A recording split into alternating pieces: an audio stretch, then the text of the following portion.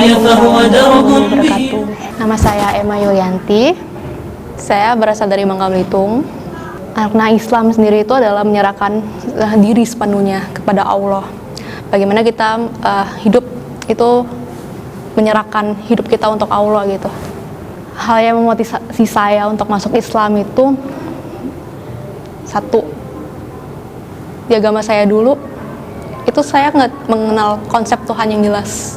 Sedangkan di Islam itu Tuhan yang jelas, yaitu satu, Esa, yaitu Allah. Sedangkan untuk agama yang lain itu saya menemukan sesuatu yang rancu. Mungkin kayak agama saya yang dulu, yaitu saya Konghucu, saya menemukan kok katanya Tuhan itu satu, tapi kenapa banyak perantara gitu? Kenapa harus menyediakan sesajen untuk para dewa? Kenapa saya sendiri setiap tahun harus mengadu nasib gitu? Misalnya saya tahun ini dibilang orang nggak bagus nasibnya, saya harus menyerahkan sesajen untuk para mereka, untuk biar saya itu selamat hidupnya gitu. Padahal bukannya agama itu baik gitu, bukannya agama itu mudah, tapi kenapa ya kayak dipersulit gitu loh hidup gitu. Itu pertama. Yang kedua, Islam itu punya konsep keluarga yang jelas. Gimana dari anak itu lahir sampai anak itu dewasa, itu punya tahap step by step yang jelas itu, gimana mereka mendidik anak tersebut. Sedangkan kalau di keluarga saya sendiri ini menjunjung keluarga, tetapi secara pendidikan kayaknya tidak terstruktur gitu. Sedangkan agama Islam sangat terstruktur, dari dia bayi dia harus diapain, dari dia remaja harus diajarin Quran dan segala macam. Sedangkan agama lain saya lihat tidak seperti itu. Dan yang ketiga adalah konsep kembali kita kepada Yang Maha Kuasa gitu. Setiap yang bernyawa pasti mati. Alasan saya masuk Islam itu benar-benar ya, saya takut mati dulu. Mungkin dulu aku kayak waktu itu sebelum kuliah aku pengen masuk Islam udah lama. Cuman teman aku bilang jangan dulu gitu, nanti kamu dipersulit sama keluarga kamu. Cuman aku pikir lagi, aku nggak tahu kapan hidup aku, kapan nyawaku diambil itu. Kalau nyawaku diambil saat itu, ya aku menyesal gitu. Aku selalu kayak berdoa, ya Allah, tolong gitu, sebelum engkau ambil nyawa aku masuk Islam dulu gitu. Setelah itu nggak apa-apa engkau ambil nyawa aku ikhlas. Itu ada banget. Pertama, aku sendiri adalah wanita. Mungkin kalau secara non muslim ngelihatnya kayak, kenapa sih kamu pakai panjang-panjang itu, pakai cadar lah, pakai inilah, ribet tahu nggak sih?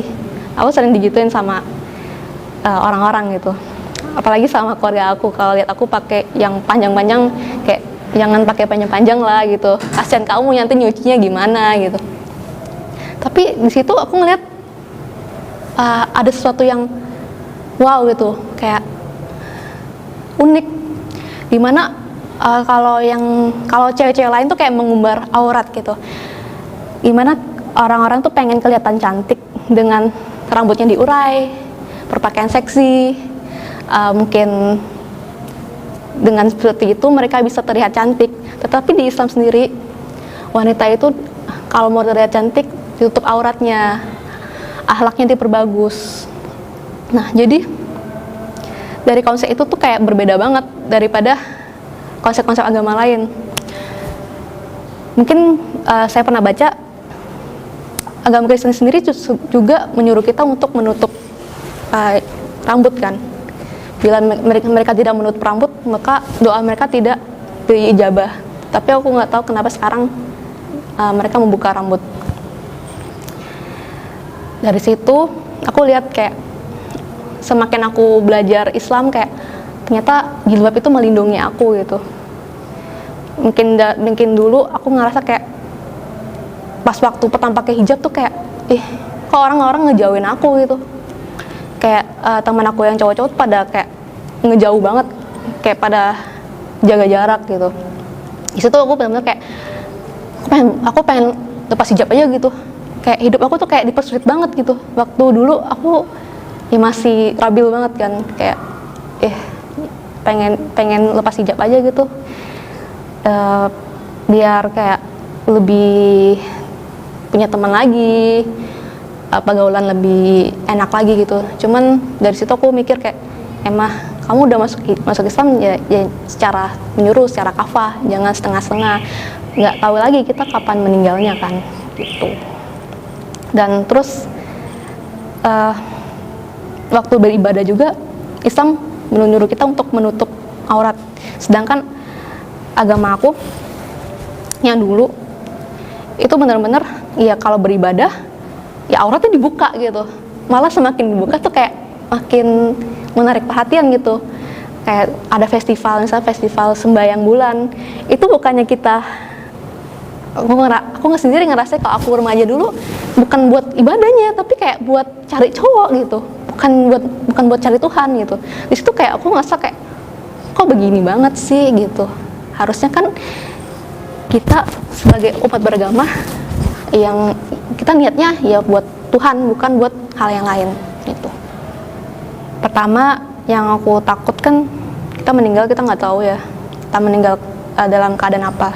Yang pasti kita pengen meninggal dalam keadaan baik, keadaan berhijab gitu. Dan yang kedua yang buat aku benar-benar kekal buat pakai hijab itu adalah oma aku walaupun dia beda sama aku, cuman dia sayang banget sama aku gitu. Dulu waktu aku pertama kali Islam, dia yang benar-benar belain aku gitu, benar-benar kayak sayang sama aku. Kalau aku nggak pakai kerudung, dia bilang kerudungnya mana gitu, dipakai, jangan nggak dipakai.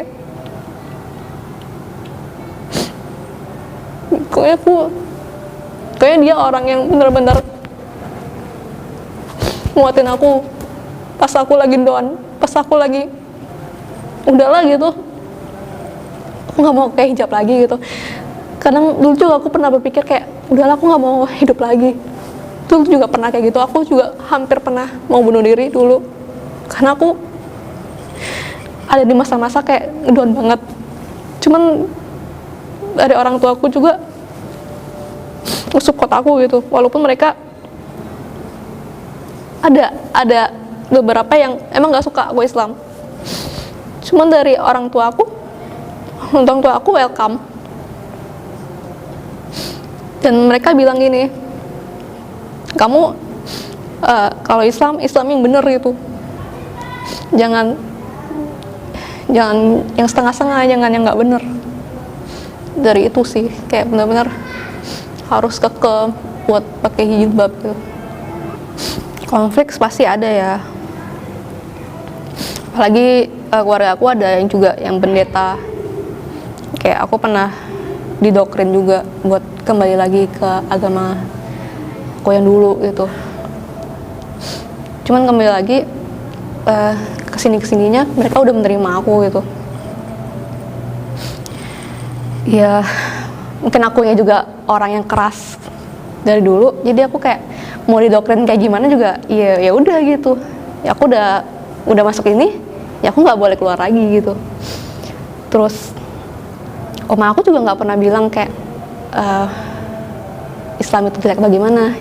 Cuman dia pernah bilang kayak gini, emang nggak bisa kembali lagi ya gitu. Aku bilang nggak bisa, gue bilang. Terus kayak dia sedih gitu.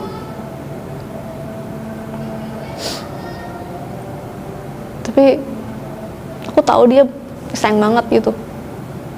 Dia cuman nggak mau aku tuh jalannya nggak bener gitu. Dan setelah dia lihat aku, oh ternyata kamu nggak masuk aliran yang aneh-aneh, akhirnya dia terima gitu. Kamu tetap Islam, jalanin. jangan yang ikutin aliran-aliran yang nggak bener gitu. Itu doang sih mereka yang pengen gitu. Mungkin dari sifat aku juga, aku orang yang keras kan, dari didikan orang tua aku bukan orang yang nurut-nurut banget. Jadi dari situ kayak dari perubahan sifat juga aku masih labil banget. Mungkin dari situ keluarga aku juga masih menyimbangin gitu, karena ngubah sifat sama agama itu sesuatu yang susah gitu. Akhlak kita yang udah dibentuk sekian tahun harus berubah ngikutin aturan Islam itu nggak mudah gitu. Yang dibilang harus ikhlas, harus santun, harus ini itu situ, itu nggak bisa satu hari gitu. Itu harus bertahun-tahun, bahkan orang bisa berpuluhan-puluhan tahun baru bisa merubah sifat. Ya itu aku sadarin gitu. Kalaupun aku salah, ya aku yang salah gitu. Aku yang jelek, bukan agama aku. Itu sih pesan dari oma aku. Nah, Islamnya yang bener. Terus setiap subuh dia bangunin aku sholat. Kamu udah sholat? Kamu udah sembahyang belum? Di situ aku kayak, dia aja yang nggak sama kayak aku tapi perhatian sama agama aku gitu, masa aku ngecewain dia gitu. Itu sih, alhamdulillah teman-teman aku sih mendukung, apalagi teman-teman SMK aku, mereka yang benar-benar ngedukung aku sampai aku sama masuk Islam. Itu kayak ada sedikit motivasi mereka lah gitu. Apalagi kayak satu orang yang benar-benar berjasa buat aku, orangnya adalah Rodina, teman aku SMK. Terus pas aku masuk Islam, dia mimpi aku ada nenek-nenek pakaian putih, itu pasti aku mau kena. Padahal waktu itu aku belum Islam dan aku nggak bilang kalau aku benar-benar pengen masuk Islam. Dan dia bilang ke aku itu pas aku udah bilang ke dia aku udah masuk Islam. Dan dia bilang kayak gini, "Emma, tahu nggak sih, aku mimpiin kamu tuh 3 kali berturut-turut dikasih mau kena sama nenek-nenek. Nenek itu pakainya putih." Terus aku kayak yang ya shock aja gitu, kok bisa orang mimpi seperti itu gitu. Yang kalau teman-teman aku yang non muslim, alhamdulillah sampai sekarang baik, mereka nerima aku. Dari mereka ya mungkin shock ada, dia bilang, "Emang kamu masuk Islam?" gitu. Iya aku bilang. Dulu juga semua aku masuk Islam, aku juga pernah belajar Kristen kan. Nah jadi kayak teman-teman aku udah bilang kayak aku dulu tuh pernah, "Ih gila ya kamu gitu, ngapain sih masuk agama lain gitu," kayak gitu. Cuman sampai sekarang responnya positif sih, alhamdulillah. Untuk Islam sendiri aturannya aku nggak terlalu sulit ya, alhamdulillah. Cuman untuk ada cobaan-cobaan yang benar-benar kayak dulu aku nggak Islam, aku ngerasa kayak hidup aku tuh kayak benar-benar smooth banget. Tapi pas aku masuk Islam tuh kayak kok kayak gini gitu, kayak sempat kayak kufur gitu. Kayak apalagi dulu kan aku masuk kuliah itu bukan karena aku main kuliah, tapi memang benar-benar aku pengen merubah identitas aku kan sebagai seorang muslim. Dulu sebelum aku kuliah di Jakarta, aku pernah ingin kuliah di Jogja. Alasannya di dalam diri aku pengen belajar agama, tapi ya orang tua aku nggak mungkin dong aku ngomong aku mau merubah agama aku. Ya udah aku alasannya kuliah gitu. Cuma kok udah lulus, orang tua aku nggak ngizinin aku buat kuliah di Jogja. Ya udahlah aku kuliah di Jakarta. Selama aku kuliah tuh kayak bener-bener aku nggak ngerasa nyaman gitu, kayak bener-bener kayak stres gini gitu. Cuman kembali lagi ada teman aku yang bilang, kamu masuk Islam, kamu nggak mungkin nggak dicoba, pasti dicoba gitu. Dalam surat Al-Quran aja udah dibilang, tidak akan suatu kaum itu bilang dia beriman sebelum dia dicoba gitu.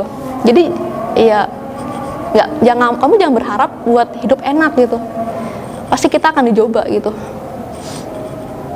Seberat apapun, seringan apapun,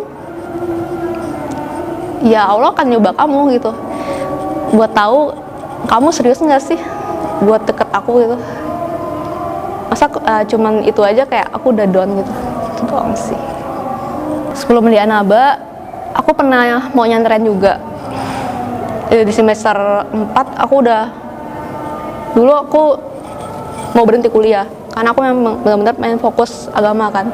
Cuman orang tua aku nggak ngasih dan itu ya bener, ya kuliah aku terhambat setengah tahun, aku cuti di situ.